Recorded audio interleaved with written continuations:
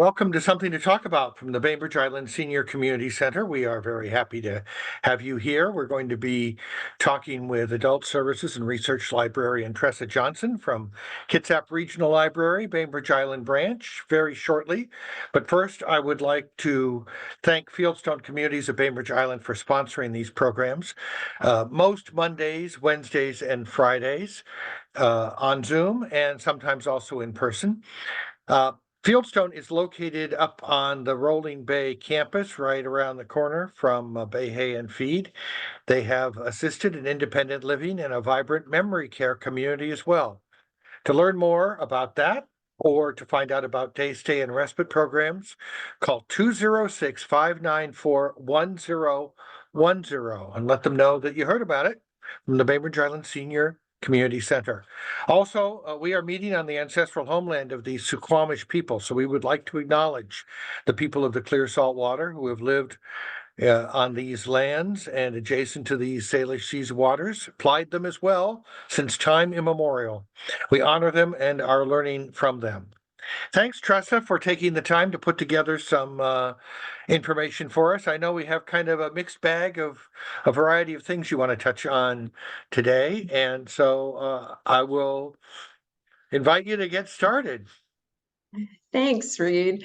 Yes, I wanted to try something a little bit different this month. I talk on this something to talk about once a month, and every month I think, I'm making choices about what I want to talk about. And I thought that today I would try talking briefly on several topics, several really topics that we could delve into. But instead of delving into one topic, I just want to give some little tidbits. We'll see how that goes. And today I want to talk a little about privacy, scams, protecting ourselves against scams, information literacy, becoming media wise, protecting ourselves against misinformation or disinformation, and then finally some free resources. So let me go ahead. I will go ahead and share my screen, and then I'll get started. Whoop, let me make this big. Okay, there we go. So the first thing I wanted to touch on is privacy. Now, periodically, when we go to a website and they ask you to sign in, you're now given the opportunity to either create an account or sign in using an existing account that you might have. We've got two examples in front of us here. So in the first example on the left, you could sign in if you wanted, or you can log in with Amazon or Facebook. Now, it's very tempting to just click a button. There's only one button to click. There's no typing. But it is important to be aware that when you do that, you're also, when you sign in quickly using Amazon, for example, you're giving Amazon the information about where you are and what you're doing. Same thing with Facebook. Now, there's nothing wrong with that, but it's important to make an informed choice. On the second example, the one on the right-hand side is an example from Goodwill Community Foundation Global, which is a wonderful resource that I've mentioned in the past. I'm going to mention it again a little bit later. And they give you the option of signing in with Facebook or with Google. No problem with that. It's just to the importance of making an informed choice, knowing that when you do that, you're also giving Facebook and Google some of your information, some information about you. For example, if you're doing something on the website of GCF Global or whatever the other one was on the left, Google or Amazon might use that to either suggest products or services to you in some other location, at least. And they'll also maybe know a little bit more about you so they can use your information to sell advertising to third parties that you don't know who they are. Exactly. Okay, and now I want to talk briefly about scams. Last week, Reed spoke with, oh gosh, Nicole Worley. Nicole Worley. And you can find that video if you're interested at youtube.com/BI Senior Center, and there it is. And here it is. It was a wonderful presentation. I recommend it. She had also suggested that I attend a workshop specifically for librarians, and the big takeaway, many takeaways, but the big one was the importance of talking about scams, bringing it up in conversation. And so I did find a brief video that I would like to watch today on how to avoid a tech support scam. And it is one that was created by the FTC about a year ago. So I'm going to go ahead and start that. And I'll warn you, when I click the link, it will start immediately. I will enlarge the screen and I will turn on the closed captioning so that we can see it. It just takes me a moment to do that. Here we go.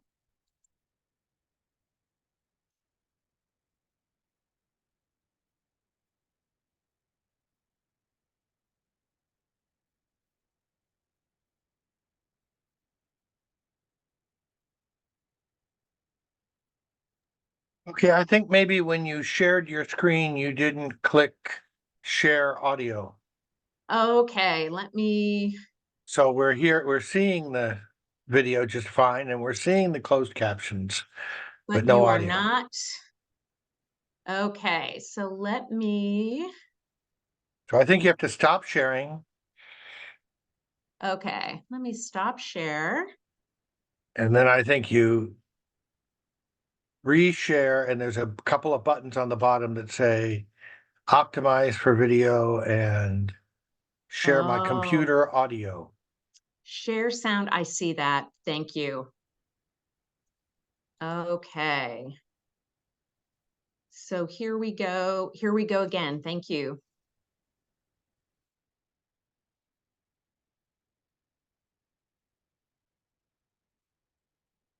My name is Don Holmes. I live in Sun City West, Arizona. In this community, we're all seniors. After you move in here, even if you don't know anybody, you get to know other people you enjoy doing things with. I use a computer predominantly for email and to get the news. One day, a thing pops up and kind of blocks the screen and says, you've got all kinds of viruses in your computer. The design of the pop-up had a Microsoft logo on the top, and they had a number. And I couldn't get rid of this thing on the screen. Turned the computer off, turned it back on, still there. So I called the number. They identified themselves as Microsoft. I had no feeling that there was anything wrong. Tech support scams are real, and they're causing enormous consumer injury, hundreds and hundreds of millions of dollars, and that's just based on the FTC's own law enforcement work. Just like Mr. Holmes, a lot of people are getting pop-ups on their screens, and often they claim to be associated with a company such as Microsoft or Apple, giving them lots of credibility. They told me they would clear what they considered to be malware in there. In order to clear it up, they needed to get into my computer and have my control of the computer turned over to them. So I gave them my password. They went in, the thing came off of the screen. When I went back to my computer the next day, I couldn't access my files. You'd never let a stranger into your house. Don't let one into your computer. If you get a pop-up, don't click on a link. If you get a phone call from someone who says your computer's security is at risk, don't listen to them. Stop. Take the time to talk to a friend, talk to a family member. When this happened to me, I was a little bit embarrassed. I mean, I consider myself fairly alert, but I was targeted and I was scammed.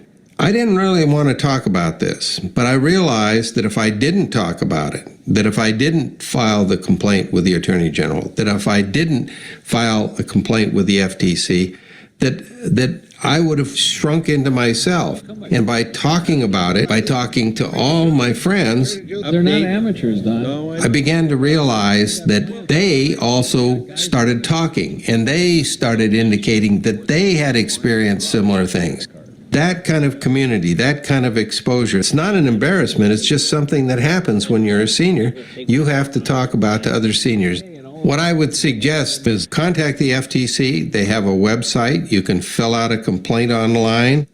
We can be empowered with your family, your friends, and other people within your community to try to put a stop, or at least protect ourselves from these kinds of scams.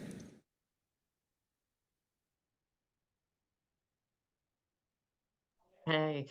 So That's powerful. yeah, I thought so as well. One thing I would add is that it's not just seniors. All of us are at risk. I did want to share again the website for reporting fraud. I'm going to show this all of these addresses or URLs again later on in the video if you wanted to copy them down. Again, we're taping this, so you'll also be able to watch the video again should you prefer to do that. So now I'd like to talk a little bit about information literacy, or how we can become more media wise. And I'm going to be talking about some information that I found from this book, Verified by Mike Caulfield and Sam Weinberg. And this is a book that Marcy said she had heard an interview on NPR, I believe, and suggested this book. And I subsequently followed up and looked into the book. The library does have it.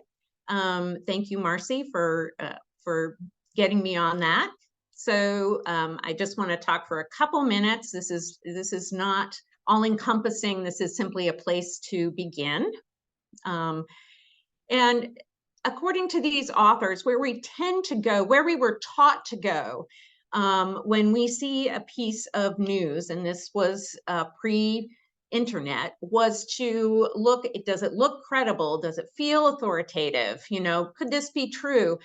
And they are saying now that is not the way, that's not helpful when it comes to the internet. Now that we're using the web, we need to be asking ourselves different questions. And that really begins with, what am I looking at? Do I know exactly what I'm looking at? So they have suggested some questions that we ask ourselves. We want to ask ourselves about the source, where the information is coming from. And this is an important one, is looking to see who else is talking about the news item or the item. What is the bigger story? To think about the context of the information that we're reading, either on an online website, or if someone sends us, if we see a story on Facebook or Instagram, or someone sends us a link. I like this, the first question here on the bottom. Do I know it's not Photoshopped, or am I just guessing? I find that question very helpful. So these start out with a little skepticism of everything that you're reading or seeing. Exactly. I mean, I know it came from Kate Middleton's folks, but do I know it wasn't Photoshopped? I don't know that. I mean, I'll never know that until, in this case, I know that it was. But it's kind of, it's like, okay, I need to reserve judgment about what I'm seeing because it may not be what was really there. Exactly. And I think that Photoshopped image, do I know this photo isn't Photoshopped? No, I don't. And as you said, I won't know. But it's important to recognize that that is the case. I think it changes the way that we look at the information that we're reading or seeing. And again, this is just the tip of the iceberg. Again, I just wanted to give little tidbits today. And because these are all topics that I think are important to talk about, these are things that we can talk about amongst ourselves throughout the month. And this is, again, the book, that from where I got this information that I shared with you today. And the last thing I wanted to talk about is some free tech help and free learning resources. And I can't talk about it enough, the tech support at the Senior Community Center. There is one-on-one help with all sorts of devices. You do need to register ahead of time. You can give the center a call or stop by, and they'll add you to a wait list and you'll get a call. The reason there's a wait list is because we have teens who are volunteering through Bainbridge Youth Services. They are they're providing the support, and we don't know how many teens will be there until about 5 days before the event. So do give us a call, or give us a call. Give the senior center a call. Which, if you know anything about teens, that's actually a pretty good 5 days in advance is pretty good. It's pretty remarkable. It's pretty remarkable. And this is a resource. It was one of my examples earlier in the presentation, and I've talked about it on Something to Talk About. The Goodwill Community Foundation has some free tutorials that are self-paced, and they're really rather good. And something to talk about, when you go to the Senior Community Center's website, they do have resources. It's that green ribbon on the top. One of the tabs there, I believe, is resources, and you go to program videos. It's all right there. And then, as we said earlier, the Nicole Worley, who works for the FTC, talked about fraud prevention last week. It's definitely, it was I thought, a very well done and a valuable presentation. And I'll just add a couple things. Yes, We actually got another note from Nicole, and I put the link of a story about scammers on our Facebook page. So if you use Facebook and you go to facebook.com/BI Senior Center, you can find out things about activities and other things we're promoting. And today there's a new link there about how to spot a scammer, what the tell of a scammer is, so that you can, if something doesn't seem quite right there, it might be something you can be aware of. And I think the link is not resources. The link across the top is learn more. Pardon me, that's right. Learn more. Thank you. Oh, that's great. Thank you, Reed. That's good to know. I'm gonna head over there when we're done and take a look at that. I did create a small URL, a small web address for the video that I showed earlier, how to avoid a tech support scam, in case you wanted to see it again or share it with someone else. And then again, here is the address to report fraud, the FTC website. So I wanted to make sure that viewers had the time to write some things down for future reference. And that's all I have today. Those are my four small bites on privacy, avoiding scams, information literacy, and free tech help and learning. Thank you very much. I do think that little message about being comfortable talking about scams or risks of scams. Generally, if something is going wrong, you have 24 hours to try to figure it out. In most cases, use that time. You don't need to immediately jump on and try to solve the problem. That's the time when the scammers are most likely to try to use your vulnerability.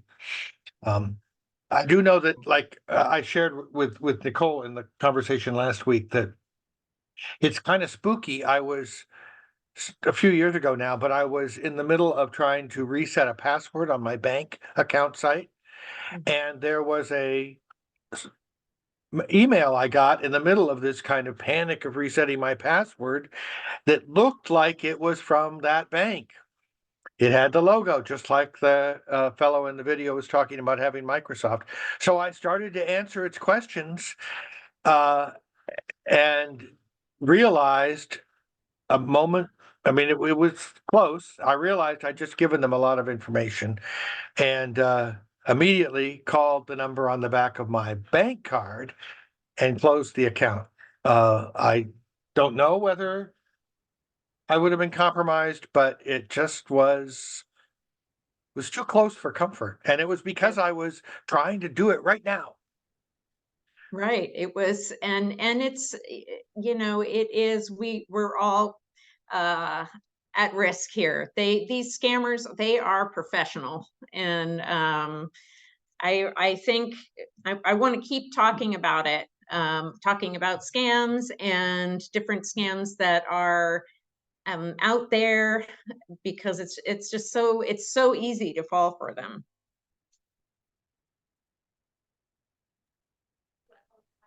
Marcy, would you press the little unmute button?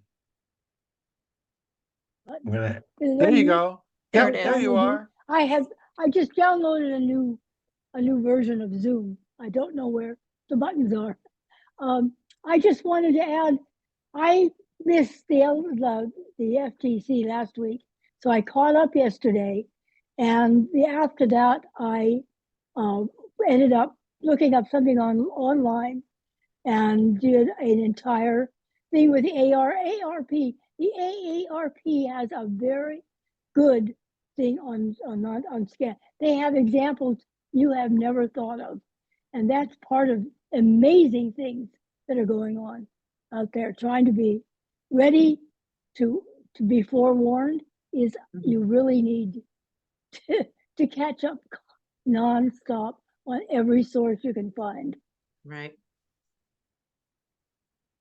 And we'll keep talking. Oh, sorry, you're muted, Reed. I said I'll just pull this up so you can see. This is scams and frauds on the AARP site, and they have it's not 24 hours, but they have support, as does the Attorney General's office, and they have lots of material here that that you might find useful. Yeah, the AARP's .org site is their foundation, and you can get a lot of good information from that part of the organization. Thanks for sharing that and the book, Marcy. Yeah. The whole thing is absolutely amazing me as what's going on out there. I mean, they are scams that are mind blowing that they've done it, and we trying to be ready for it. It's just like, don't turn your computer on. Well, and I think that's, you know, that's why talking about it is so important, because there are so many scams out there and they're constantly being created.